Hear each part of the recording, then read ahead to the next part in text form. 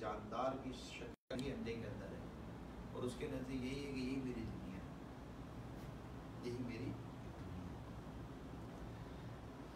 ہم جب ماں کے پیٹ سے باہر آئے نا تو ہمارے لیے یہ ایک دنیا تھی،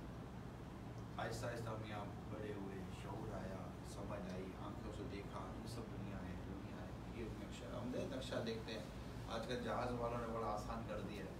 کہ دنیا ہے کیسے، یوں جا رہے ہیں، دنیا ساری گول ہے، یوں جا رہے ہیں، یوں جا رہے ہیں، ادھر جا رہے ہیں، ادھر جا رہے ہیں، اور سائنس جیسے بتاتی ہے کہ یہ ایک پلینٹ ہے، اور ایسے بہت سارے پلینٹ ہیں، بہت سارے سیارے، زمین بھی ایک سیارہ ہے، دنیا ڈھونڈ رہی ہے کہ کہاں اور بھی کچھ اس طرح کے جینے کے اثرات ہیں یا نہیں ہیں، پھر ایک سائنس اپنی طور پر دوڑ بھاگ کر رہی ہے۔ تو اللہ کریم نے ہمیں اس دنیا میں بھیجا،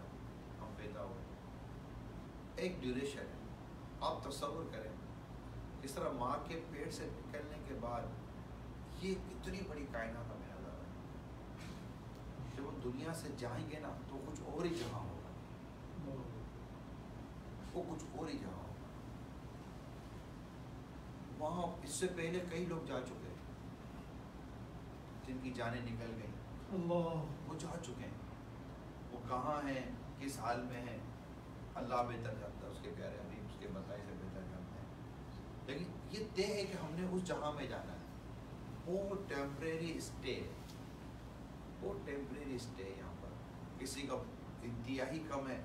کسی کا تھوڑا زیادہ ہے، کسی کا اور تھوڑا زیادہ ہے، لیکن ڈیفینیٹلی ہر ایک نے اپنی موت کی کشتی میں بیٹھ کر آگے کی منزل کو طے کرنا ہی کرنا ہے۔ اس کے لیے تیاری کا جو موقع ہے کہ بھائی یہاں اترو، اتر کر ہم نے آگے کی تیاری کرنی ہے۔ یہ میسیج ہے آج۔ ہم اس دنیا میں زمین پر جو ہیں،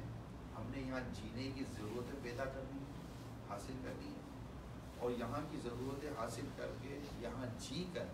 ہم نے بیسیکلی آگے کی تیاری کرنی ہے۔ یہ ہے اس پرپس کو